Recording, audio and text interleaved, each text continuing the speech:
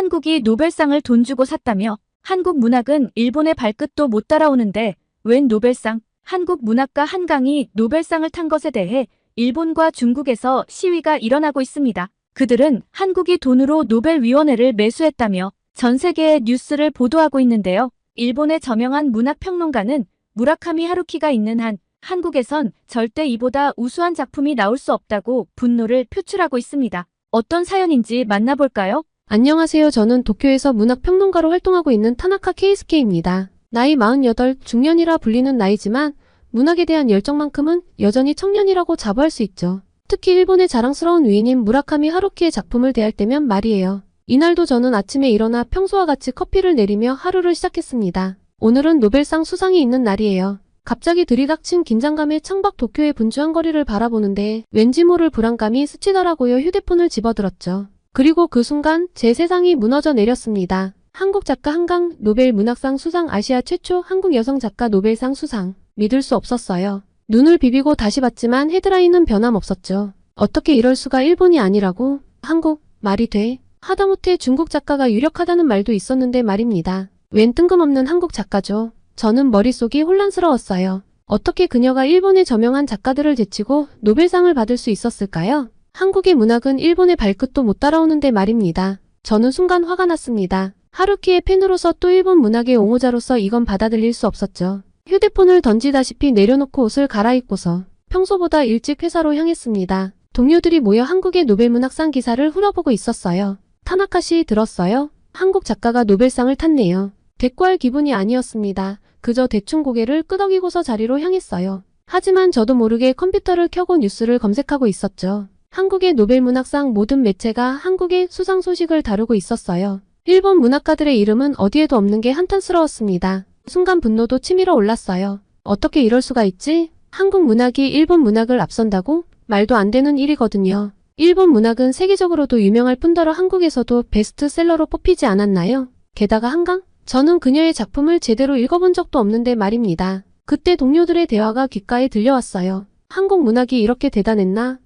아시아 최초의 한국 작가가 노벨상을 받다니 놀랍지 않아?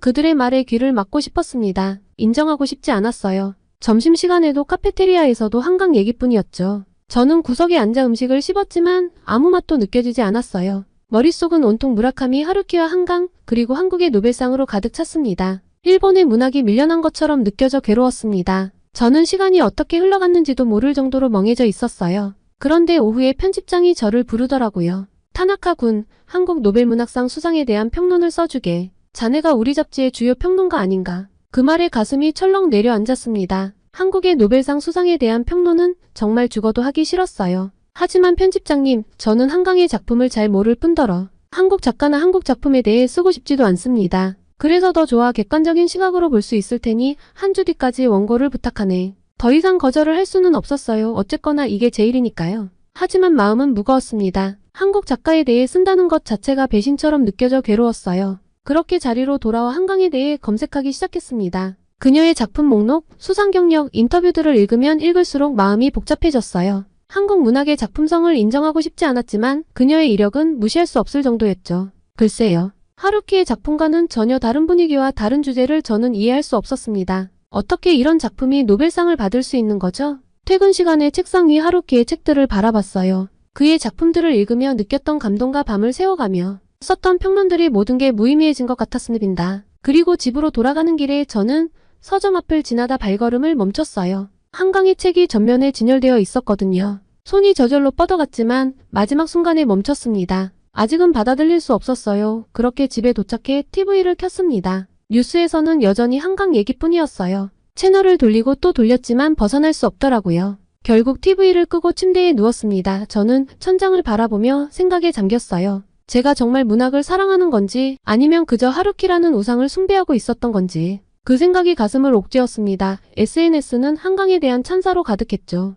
짜증이 났지만 한편으로는 두려웠어요. 제가 뒤처지고 있는 건 아닐까? 세상이 변하고 있는데 저만 제자리에 멈춰 있는 건 아닐까? 눈을 감으며 한숨을 내쉬었습니다. 내일은 어떻게 해야 할까? 한강의 책을 사야 할까? 아니면 계속 무시해야 할까? 어떻게 해야 하루키에 대한 제 사랑을 지키면서도 문학평론가로서의 책임을 다할 수 있을지. 이런 혼란과 불안, 분노가 뒤섞인 채 저는 잠에 빠져들었습니다. 다음날 저는 책상에 앉아 컴퓨터를 켰습니다. 사실 내심 비판적인 리뷰를 쓸 계획을 세우고 있었어요. 이 작품이 정말 노벨상감일까?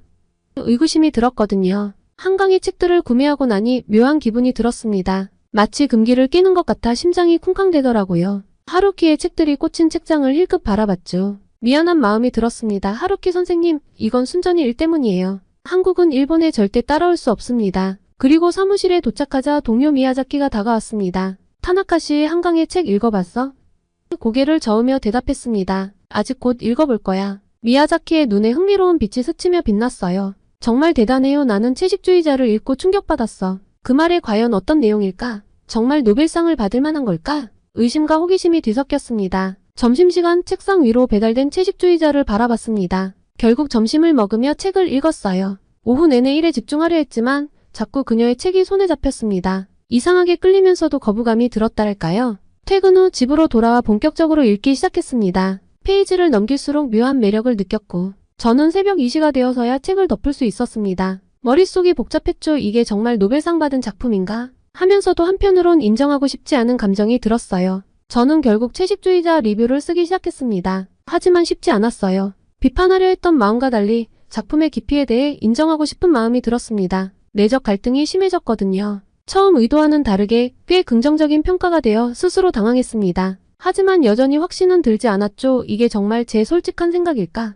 편집장에게 리뷰를 제출하면서 묘한 느낌이 들었어요. 제가 쓴 글이 맞나 싶었습니다. 편집장은 리뷰를 읽고 만족스러운 표정을 지었어요. 좋은 글이군. 타나카군. 생각보다 객관적이야. 그 말을 들으니 왠지 모를 자부심이 들었지만 동시에 죄책감도 느꼈습니다. 일본 문학가 하루키에 대한 배신감 같은 것이 들었거든요. 저는 그렇게 한강의 작품 하나하나 읽어가기 시작했습니다. 이런 감정은 처음이었습니다. 한강의 문학이 가진 힘을 느꼈어요. 제가 여전히 무라카미 하루키를 존경하고 사랑했지만 이제는 그것이 전부가 아니라는 걸 알았습니다. 편집장은 제 글을 읽고 놀란 표정을 지었죠. 타나카군, 자네 정말 많이 변했어. 좋은 방향으로 말이야. 그 말을 듣고 생각했습니다. 정말 제가 변한 걸까요? 아니면 원래 이런 모습이었는데 단지 몰랐던 걸까요? 어쨌든 이 변화가 좋았습니다. 한국 문학이 이렇게 대단한 줄 몰랐어요. 한 동료가 말했습니다. 저는 고개를 끄덕이며 대답했죠. 맞아요. 한강뿐만 아니라 다른 한국 작가들의 작품도 정말 훌륭해요. 우리가 미처 몰랐던 거죠. 오후에 편집장이 제 자리로 왔습니다.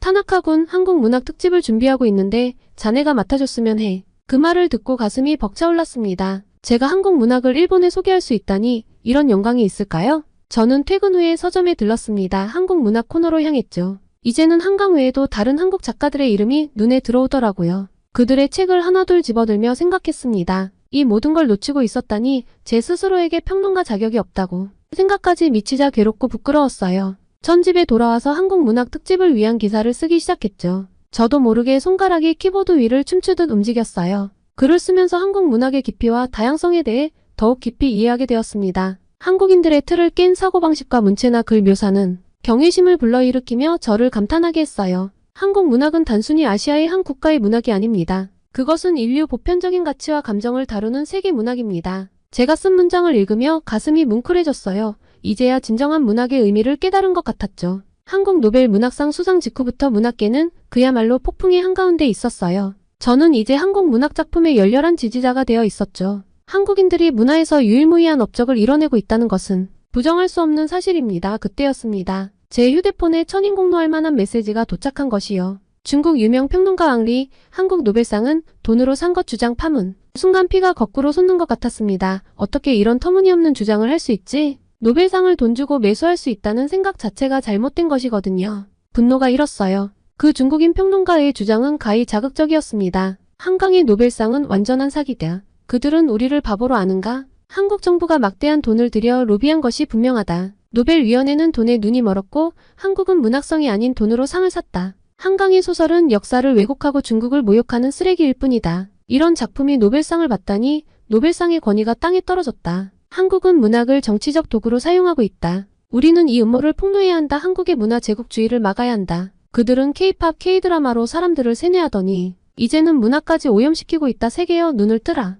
그의 주장은 아주 가관이었습니다. 저는 바로 사무실로 달려갔습니다. 역시 모두가 그 기사에 대해 이야기하고 있었어요. 이건 말도 안 돼요. 중국의 질투가 하늘을 찌르네요. 우리가 뭔가 해야 하지 않을까요? 의견이 분분했습니다. 편집장이 저를 불렀습니다. 타나카-군 이 사태에 대해 어떻게 생각하나?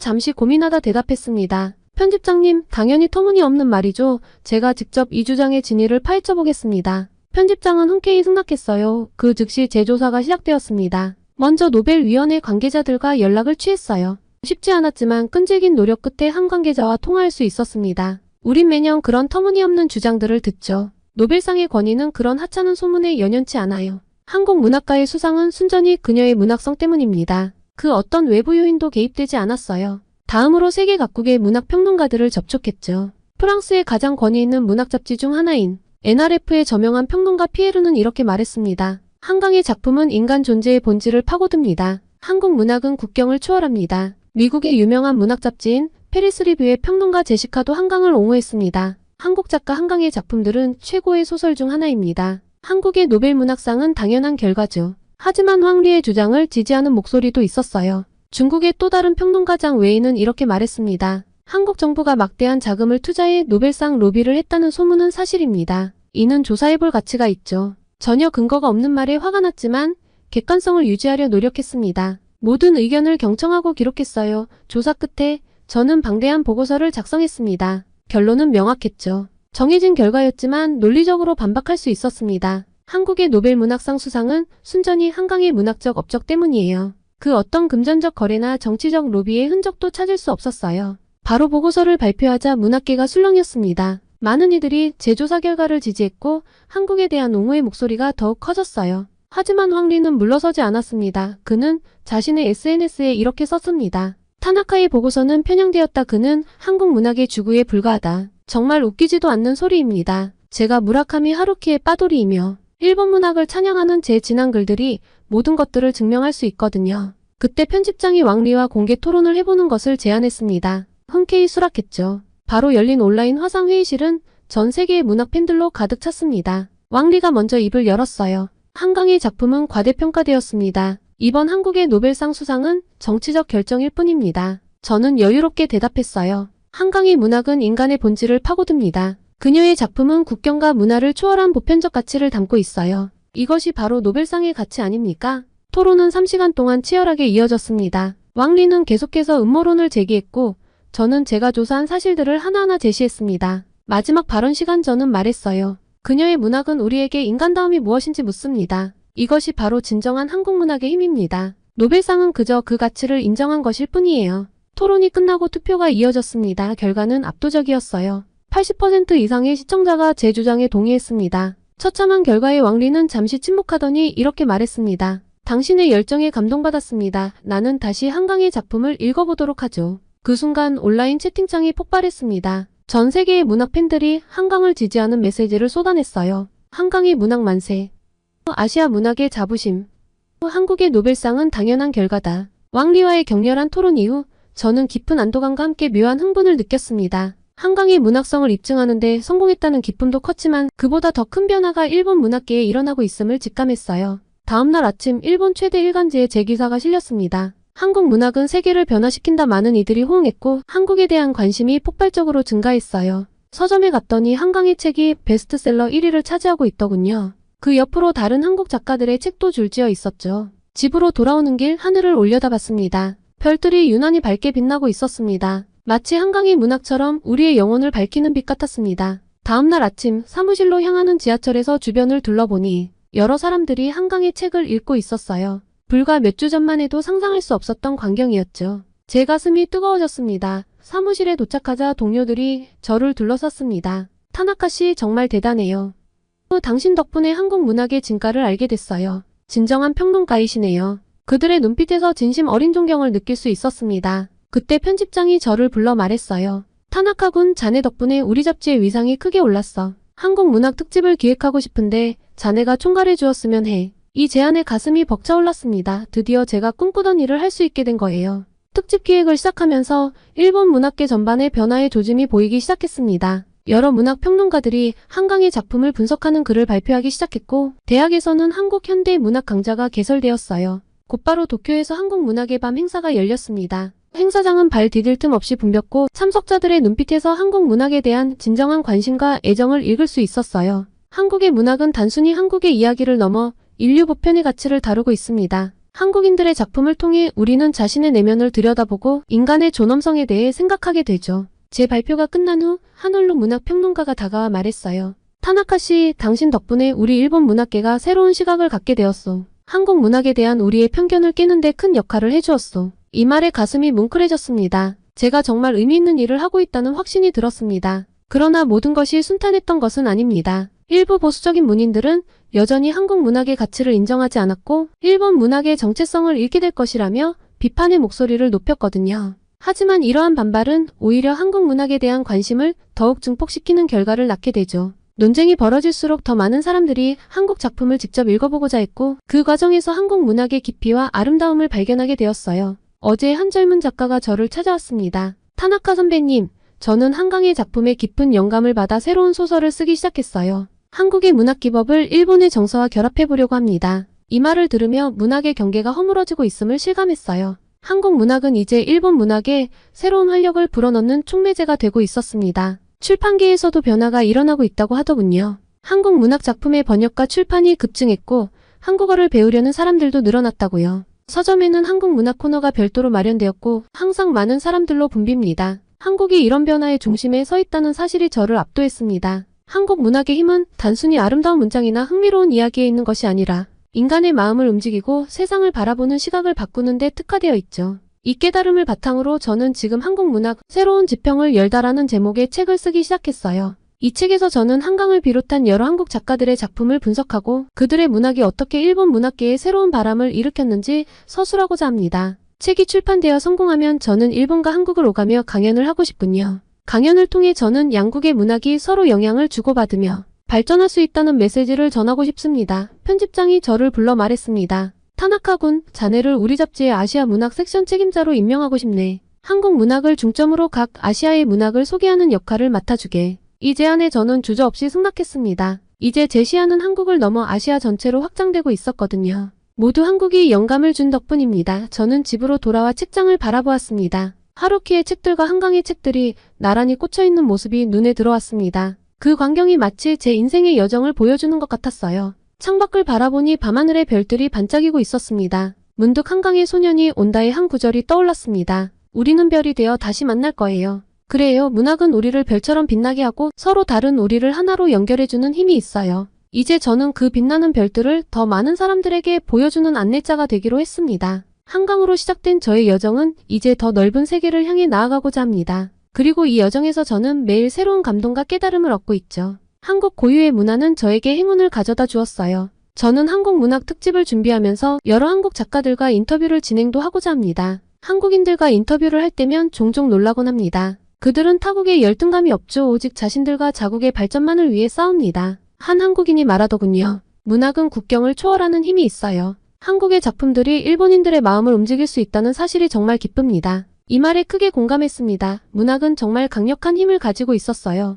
그것은 우리의 편견을 깨고 서로를 이해하게 만들었죠. 문학의 힘이 단순히 책을 읽는 것에 그치지 않고 새로운 길로 이어진다는 사실에 감동받았습니다. 한국의 인기가 높아지면서 일부에서는 우려의 목소리도 나오고 있어요. 일본 문화의 정체성이 흔들리는 것 아닌가? 이런 질문을 받을 때마다 저는 이렇게 대답했습니다. 문학의 본질은 인간의 보편적 가치를 탐구하는 것이죠. 한국 문학을 통해 우리는 우리 자신을 더 깊이 이해할 수 있게 되었어요. 이는 일본 문학의 발전에도 큰 도움이 될 것입니다. 그리고 저는 확신했습니다. 이 여정이 저를 그리고 우리 일본인들을 더 나은 곳으로 이끌어줄 것이라고. 한국 문화의 긍정적인 영향을 믿으며 저는 오늘도 펜을 듭니다. 한국인 시청자 여러분, 제 이야기를 들어주셔서 감사합니다. 저의 사연을 통해 한강의 문학 그리고 한국 문학의 세계를 탐험하는 동안 여러분도 많은 감동과 깨달음을 얻으셨기를 바고 있어요. 문학의 힘은 참으로 놀랍습니다. 그것은 우리의 시야를 넓히고 서로를 이해하게 만들며 때로는 우리 자신조차 몰랐던 내면의 목소리를 들려주니까요. 무라카미 하루키만 찬양하며 일본 문학의 우수성만을 고집했던 제가 이렇게 한국에 의해 달라진 변화처럼 모두 새로운 문학을 통해 성장하고 변화할 수 있습니다. 한국 노벨상 수상에 대한 전 세계의 관심과 열정이 이 이야기를 완성했네요. 각자의 마음속에 어떤 울림이 남았는지 어떤 생각들이 피어났는지 궁금합니다. 댓글로 남겨주시면 제가 번역기를 돌리며 읽어보도록 할게요. 저의 이야기가 여러분의 일상에 작은 빛이 되었기를 그리고 앞으로 더 다양한 문학 작품을 만나는 계기가 되었기를 바랍니다. 다시 한번 노벨 문학상 수상을 축하드립니다. 한국 여러분의 삶에 언제나 여러분만의 훌륭한 문학이 있기를 바라며 제 사연은 여기까지입니다. 시청해주셔서 감사합니다. 그게 무슨 말씀이세요? 한국의 방산 수출액이 지난 5년간 100%나 증가했다고요? 여기 일본의 경제신문 편집실. 신입 여기자가 데스크에서 던져준 자료를 들고 놀라서 말을 제대로 잇지 못하고 있습니다. 최근 미국에서 분석한 자료를 토대로 한국을 취재하라는 지시를 받았는데 자료를 받자마자 얼어버렸다고 합니다. 대체 무슨 사연일까요? 오늘의 사연 시작합니다. 안녕하세요. 저는 마츠모토 하루나라고 하고 일본 경제신문에 입사한 지 이제 6개월째인 신입기자입니다. 대학교를 거쳐서 바로 취직을 했기 때문에 솔직히 아직 세상을 잘 모르는 햇병아리예요. 그런 제게 엄청난 임무가 주어졌습니다. 바로 한국 출장이었어요. 선배 기자님과 함께 가는 출장이긴 하지만 꽤 큰 특집 기사의 일원이 된다는 사실은 너무 떨렸습니다. 그런데 한편으로는 걱정도 좀 됐어요. 난생 처음 외국에 가는 거라 걱정이 되냐고 주변에서 물었지만 사실 한국에 간다는 것 자체가 걱정스러웠습니다. 이런 이야기를 한국 분들이 들으시면 화가 나실 텐데요. 사실 전 어렸을 때부터 할아버지의 영향을 많이 받았어요. 할아버지는 항상 한국에 대해 안 좋은 말씀을 하셨죠. 하루나 한국은 우리나라보다 열등한 나라야. 우리가 그들에게 엄청난 가르침을 주었지. 이런 말씀을 자주 하셨어요. 그때마다 저는 고개를 끄덕이며 할아버지의 말씀을 곱씹었죠. 그래서 그런지 저는 일본을 휩쓴 한류 열풍에도 좀 무관심했습니다. 뉴스에서 한국 얘기가 나오면 대충 듣고 넘기곤 했죠. 물론 지금 일본에서 한국 문화가 굉장히 인기가 좋다는 건 잘 알아요. 하지만 그저 연예 산업이 좀 발달한 정도겠지 생각했어요. 어차피 우리보다 못한 나라라고 여겼으니까요. 그런데 이런 제 생각이 흔들리는 일이 생겼습니다. 그날 아침은 지금도 생생하네요. 아침부터 평소와 다름없이 사무실에 출근했는데 데스크에서 저를 불렀어요. 하루나 씨, 이리 와보세요. 데스크 차장님의 목소리는 평소와 달리 긴박해 보였어요. 저는 긴장된 마음으로 차장님 앞으로 갔죠. 이 보고서 좀 봐요. 차장님이 건네준 보고서를 받아들고 훑어보는데 저도 모르게 눈이 커졌어요. 한국의 R&D 투자 세계 5위. 한국 방산 수출 급증, 일본을 거절한 호주, 한국을 선택하다. 제 눈을 의심할 수밖에 없었어요. 이게 무슨 말도 안 되는 소리인가 싶었죠. 차장님, 이게 정말인가요? 제 목소리에 의심이 가득 묻어났어요. 차장님은 고개를 끄덕이셨죠. 네, 미국의 유명한 경제연구소에서 나온 보고서예요. 우리도 처음엔 믿기 힘들었지만 사실이니 이에 대해서 기사가 나가야 해요. 저는 여전히 믿기지 않았어요. 한국이 우리나라를 앞선다고요? 그것도 첨단 기술 분야에서? 방산 분야에서? 하루나 씨, 이번에 한국에 가서 이 내용을 취재해 오세요. 차장님의 말씀에 저는 깜짝 놀랐어요. 제가 한국에 간다고요? 저요? 하지만 저는 아직 해외 취재 경험이 없는데 괜찮을까요? 제 목소리가 떨렸어요. 솔직히 무서웠거든요. 한 번도 가본 적 없는 나라, 그것도 항상 안 좋게 들어왔던 한국에 간다니. 우선 선배 기자와 2인 1조 취재니까 걱정하지 말고. 하루나 씨를 보내는 이유가 있어요. 한국이 처음이잖아. 신선한 시각으로 한국을 바라볼 수 있을 거예요. 게다가 젊은 세대의 관점도 필요하고요. 차장님의 말씀에 저는 할 말을 잃었어요. 거절하고 싶었지만 신입 기자인 제가 거절할 수 있는 상황이 아니었죠. 알겠습니다. 최선을 다하겠습니다. 떨리는 목소리로 대답했어요. 차장님은 미소를 지으며 말씀하셨죠. 좋아요. 일주일 후에 출발하세요. 그때까지 한국에 대해 공부도 좀 하고 준비 잘하고요. 제자리로 돌아오는 발걸음이 무거웠어요. 머릿속이 복잡했죠. 한국에 대한 선입견, 할아버지의 말씀, 그리고 방금 본 충격적인 보고서. 이 모든 것들이 뒤엉켜 있었어요. 집에 돌아와서도 마음이 진정되지 않았어요. 심란한 마음이었지만 제게 주어진 일을 등한시할 수 없으니 한국에 대해 공부를 시작했습니다. 일주일 동안 한국에 대해 공부했어요. 인터넷으로 찾아보니 한류 말고도 여러 분야에서 두각을 나타내고 있더라고요. 하지만 여전히 의심이 가득했어요. 이런 것들은 다 과장된 거겠지. 원래 어떤 조사나 연구는 어떤 관점에서 하느냐에 따라 달라져. 그렇게 생각하며 스스로를 위로했죠. 그리고 한국으로 떠나는 날을 맞이했습니다. 공항으로 향하는 차 안에서 저는 창밖을 바라보며 많은 생각을 했어요. 한국이 그렇게 대단한 나라라면 나는 왜 모르고 살았을까? 내가 배웠던 역사나 경제 관련 공부에서는 왜 한국을 제대로 언급하지도 않았을까? 비행기에 오르면서 마음을 다잡았어요. 저는 기자잖아요. 객관적으로 바라보자. 편견 없이 사실만을 보자. 그렇게 다짐하면서도 제 마음 한구석에는 여전히 의구심이 자리 잡고 있었죠. 하지만 이 의구심은 한국에 도착한 지 얼마 되지 않아 하나씩 무너지기 시작했어요. 인천공항에 도착했을 때부터 놀라움의 연속이었죠. 일본의 공항과는 뭔가 달랐거든요. 더 현대적이고 세련된 느낌이 들었어요. 하지만 그때까지만 해도 저는 여전히 의심의 눈초리를 거두지 않았어요. 겉모습만 그럴듯하게 꾸며놓은 거겠지라고 생각했죠. 인천과 서울의 화려한 모습도 도쿄와는 왠지 달랐습니다. 도쿄는 뭔가 칙칙하고 갑갑한 느낌인데 고층 빌딩이 똑같이 많지만 한국은 뭔가 생기가 넘치는 느낌이었는데요. 한국을 여러 번 온 선배는 이미 들떠서 신나하더라고요. 저도 뭔가 들뜨려 있는데 마음을 애써 다잡았죠. 취재에만 집중하기로 했습니다. 시간이 없으니 빠르게 움직여야 했죠. 첫 번째 취재지는 한국의 대표적인 R&D 연구센터였어요. 현대적인 건물 외관에 촌뜨기처럼 두리번거리고 있는데 미리 연락해둔 담당자분이 나왔습니다. 안내를 받으며 설명을 듣기 시작했죠. 담당자가 한국의 R&D 투자에 대해 설명해주기 시작했어요. 한국의 R&D 투자는 세계 5위 수준입니다. 그 말을 듣고 저는 깜짝 놀랐어요. 정말인가요? 그게 가능한 일인가요? 제가 의심스러운 눈초리로 물었죠. 담당자는 미소를 지으며 계속 설명했어요. 네, 유네스코 자료에 따르면 한국의 R&D 지출이 790억 달러로 전 세계에서 5위를 기록했습니다. 프랑스와 영국 같은 전통적인 유럽 선진국들을 앞섰죠. 우리 앞에는 미국, 중국, 일본, 독일뿐입니다. 빠르게 탑5 안에 들어간 거죠. 저는 여전히 믿기 힘들었어요. 하지만 한국은 인구도 적고 영토도 작고 자원도 부족하지 않나요? 어떻게 그런 성과를 낼 수 있죠? 담당자는 고개를 끄덕이며 말했어요. 맞아요. 많은 전문가들도 이 수치가 말이 안 된다고 했죠. 다른 선진국들은 모두 뭔가 치트키가 있어요. 인구, 영토, 자원 등등. 하지만 한국은 그중 뭐 하나 없죠. 그래서 더 놀라운 겁니다. 그의 설명을 들으며 저는 점점 더 혼란스러워졌어요. 만약 이게 사실이라면 정말 대단한 일이구나. 라는 생각이 들었죠. 담당자는 마지막으로 이렇게 덧붙였어요. R&D 투자는 국가의 미래를 좌우합니다. 이 순위는 앞으로 수십 년, 어쩌면 100년 이상 변하지 않을 수 있어요. 한국이 이 자리를 지키고 있다는 건 앞으로도 계속 선진국의 대열에서 멀어지지 않을 거란 뜻이에요. 더 발전할 일만 남았다고 봅니다. 이 말을 듣고 저는 깊은 생각에 빠졌어요. 한국이 정말 이렇게 대단한 나라였나? 그동안 제가 얼마나 편견에 사로잡혀 있었는지 깨닫기 시작했습니다. 다음 날은 한국의 방산업체를 더 자세히 취재하기로 했어요. 아침부터 큰 방산업체를 방문했는데 그곳에서 본 것들은 정말 충격적이었어요. 먼저 K9 자주포 생산 라인을 봤는데요. 담당자가 자신감 넘치는 목소리로 설명하더라고요. 우리 K9 자주포는 호주에서 30대를 수출했죠. 약 9천억 원 규모였습니다.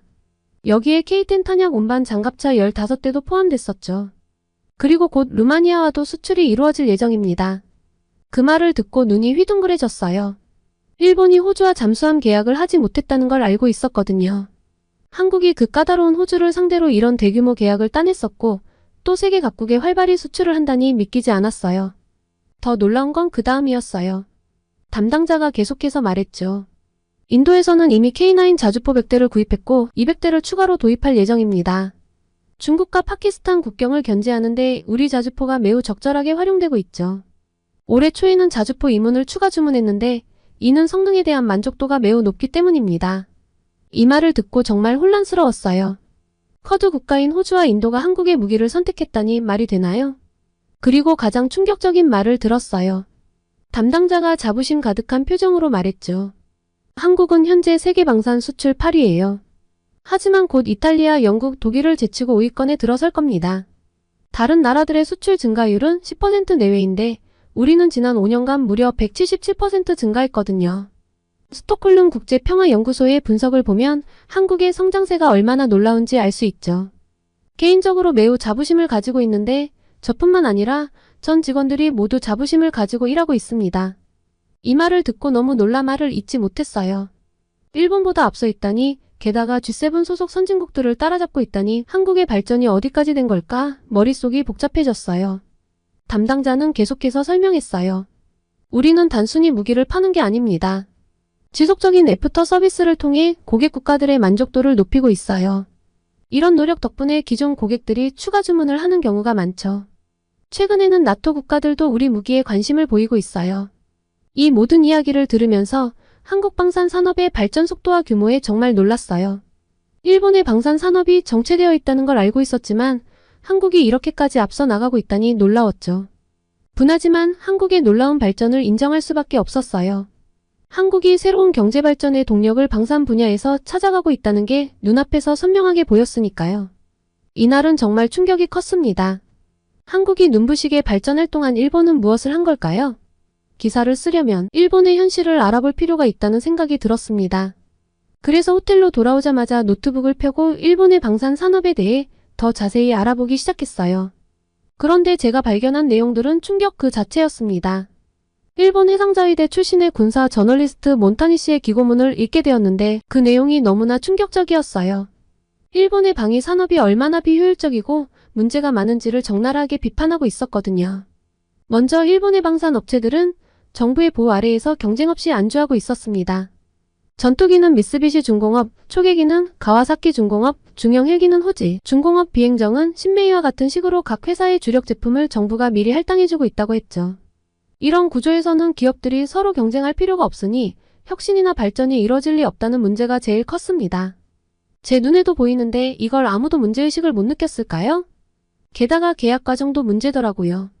과거에는 수의 계약만 존재했고 지금은 경쟁 입찰이라고는 하지만 신규 업체가 진입하기 어려운 구조래요. 게다가 가격도 정상적인 계약 금액이 아니라 협의를 통해 결정된다니 이건 정말 비정상적이에요. 더 놀라운 건 이런 구조 때문에 생산성이 낮고 노력하지 않는 기업들도 안정적인 수익을 낼 수 있다는 거예요. 이건 정말 말이 안 되는 일이잖아요. 한국의 방산 기업들이 치열하게 경쟁하며 발전하는 모습과는 정반대예요. 해외 무기를 도입할 때도 문제가 있더라고요. 제조건을 구입해 국내에서 생산하려고 하는데 이렇게 하면 일반적인 수입 가격의 몇 배가 든다는 거예요. 이건 정말 엄청난 재정 낭비 아닌가요? 몬타니 씨는 일본의 방위 산업이 쇠퇴하고 있는 이유가 헌법이나 무기, 수출 3원칙 때문이 아니라 바로 이런 구조적인 문제 때문이라고 지적하고 있었어요. 그의 말에 따르면 일본산 무기는 성능이 떨어지고 사용하기 어렵고 신뢰성도 부족하대요. 그런데도 가격만큼은 세계 최고 수준이라니 이건 정말 심각한 문제죠. 가장 충격적인 건 일본의 방위 산업이 이미 한국과 중국에 밀렸다는 평가예요. 심지어 북한에게도 질 수 있다는 관측까지 나왔더라고요. 이건 정말 믿기 힘든 현실이었습니다. 이 모든 내용을 읽으면서 제 마음속에서 복잡한 감정이 일어났어요. 한편으로는 일본의 현실에 대한 절망감이 밀려왔고 다른 한편으로는 한국의 방산 산업에 대한 놀라움과 존경심이 커졌어요. 그리고 한국은 치열한 경쟁 속에서 끊임없이 혁신하고 발전하고 있는데 일본은 과거의 영광에 안주한 채 뒤처지고 있다는 사실이 너무나 뼈아팠어요. 특히 한국의 방산 수출이 급증하고 있다는 사실과 비교하면 일본의 현실은 정말 처참하다는 생각이 들었습니다. 이제야 한국이 왜 그렇게 빠르게 성장할 수 있었는지 이해가 갔어요. 끊임없는 혁신, 과감한 투자, 그리고 세계 시장을 향한 도전. 이 모든 것이 한국을 세계 4위의 방산 강국으로 만들어낸 원동력이었던 거죠. 일본의 군사 전문가도 인정한 한국의 성과를 보면서 제가 얼마나 편협한 시각을 가지고 있었는지 깨달았어요. 한국은 이미 우리가 생각하는 것 이상으로 발전해 있었고 앞으로도 계속 성장할 거라는 확신이 들었죠. 이런 현실을 마주하니 일본의 미래가 걱정되기 시작했어요. 우리도 한국처럼 변화해야 하지 않을까? 과거의 영광에 안주하지 말고 더 치열하게 경쟁하고 혁신해야 하지 않을까? 이런 생각들이 제 머릿속을 맴돌았습니다. 한국의 성공을 인정하는 게 쉽지는 않았지만 이제는 부정할 수 없는 현실이 되어버렸으니까요. 오히려 한국의 성공 사례를 배워야 한다는 생각이 들었죠. 우리도 한국처럼 변화하고 혁신해야만 세계 시장에서 경쟁력을 가질 수 있을 테니까요. 이 모든 생각들을 정리하면서 제 기사의 방향도 완전히 바뀌어야 한다는 걸 깨달았어요. 단순히 한국의 성과를 보도하는 것을 넘어 일본이 배워야 할 점들을 제시해야겠다고 마음먹었죠. 한국과 일본 두 나라의 미래를 위해 제가 할 수 있는 일이 무엇일지 깊이 고민하게 되었습니다. 취재를 모두 마친 날 저녁, 저는 좀 지쳐서 혼자 작은 식당에 들렀어요. 선배를 신경 쓰기도 싫었고 혼자 조용히 밥을 먹고 싶었거든요. 그런데 주인 아주머니가 갑자기 서비스로 음식을 더 주시는 거예요. 젊고 예쁜 사람이 외국 나와서 열심히 일하는 것 같아 더 줬어요. 많이 드세요. 이런 친절에 당황스러웠어요. 일본에서는 잘 볼 수 없는 광경이었거든요. 돈을 내려고 하니 손사래를 치시며 거절하시더라고요. 처음에는 이런 문화가 비효율적이지 않을까? 라고 생각했어요. 하지만 왠지 모를 따뜻함을 느꼈죠. 검색을 해보니 이게 바로 한국의 정이라고 하던데요. 이런 문화가 한국의 발전에 어떤 영향을 미쳤을까 궁금해졌어요. 지난 며칠간 제가 본 한국은 첨단 기술과 치열한 경쟁의 나라였는데요. R&D 투자 세계 5위, 방산 수출 급증, 글로벌 시장을 향한 끊임없는 도전. 모두 놀라운 성과들이었죠. 하지만 그 이면에 이런 따뜻한 인간미가 있다는 걸 깨달았어요. 어쩌면 이런 정 문화가 한국 기업들의 끈끈한 팀워크를 만들어내는 게 아닐까요? 방산 기업 직원들의 열정적인 모습이 떠올랐어요. 그들은 단순히 돈을 벌기 위해서가 아니라 국가를 위해, 동료들을 위해 일한다는 느낌이 들었거든요. 또 한국 기업들의 뛰어난 고객 서비스도 이런 정신에서 나오는 게 아닐까 싶었어요. 방산 제품을 수출한 뒤에도 지속적인 애프터 서비스로 고객 만족도를 높인다던 담당자의 말이 생각났어요. 이런 세심한 배려가 한국 제품의 경쟁력을 높이는 비결 중 하나일 거예요. 그리고 이런 문화가 혁신의 원동력이 되는 것 같아요. 서로를 배려하고 신뢰하는 문화 속에서 더 과감한 도전과 창의적인 아이디어가 나올 수 있을 테니까요. 한국 방산 기업들이 빠르게 성장하고 새로운 시장을 개척할 수 있었던 것도 이런 문화 덕분이 아닐까요? 결국 한국의 성공 비결은 첨단 기술과 따뜻한 인간미의 조화가 아닐까 하는 생각이 제 결론이었습니다. 치열한 경쟁 속에서도 서로를 배려하고 함께 성장하려는 문화. 정말 많은 깨달음을 준 한국이었습니다. 그리고 일본으로 돌아가는 길, 제 기사에 꼭 담아내야 할 내용을 깨달았어요. 단순히 한국의 경제적 성과나 기술력만을 다루는 게 아니라 그 뒤에 숨은 문화와 정신을 함께 소개해야겠다고 결심했죠. 귀국 후 편집회의에서 이러한 제 시각을 강력하게 어필했어요. 데스크에서는 젊은 사람이 문제를 보는 눈이 역시 새롭다며 호평을 해주었죠. 그리고 제 기사가 신문에 실렸어요. 하지만 온라인 반응은 제가 예상한 것보다 훨씬 더 거셌어요. 많은 독자들이 제 일교포냐? 한국에 매수당한 거 아니냐? 라는 악플을 달았어요. 심지어 제 애국심을 의심하는 댓글도 있었죠. 이런 반응을 보면서 할아버지의 말씀과는 달리 오히려 일본 국민의 민도가 한국보다 떨어지는 것 같다는 생각에 마음이 무거워졌어요. 하지만 동시에 이런 반응이야말로 제가 이 기사를 쓴 이유를 증명해준다는 생각이 들었어요.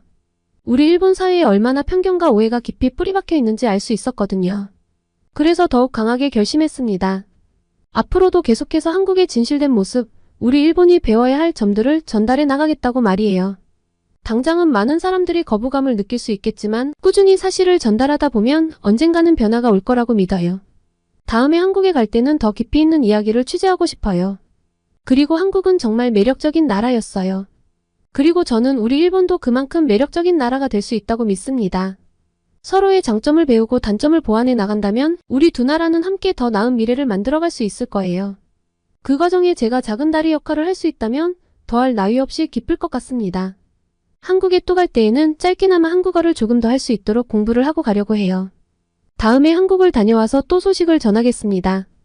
오늘의 사연 재미있게 들으셨나요? 오늘의 사연이 마음에 드셨다면 구독과 좋아요를 눌러주세요. 여러분의 구독과 좋아요는 계속해서 좋은 사연을 소개할 수 있는 힘이 됩니다. 이상 감동저장소였습니다.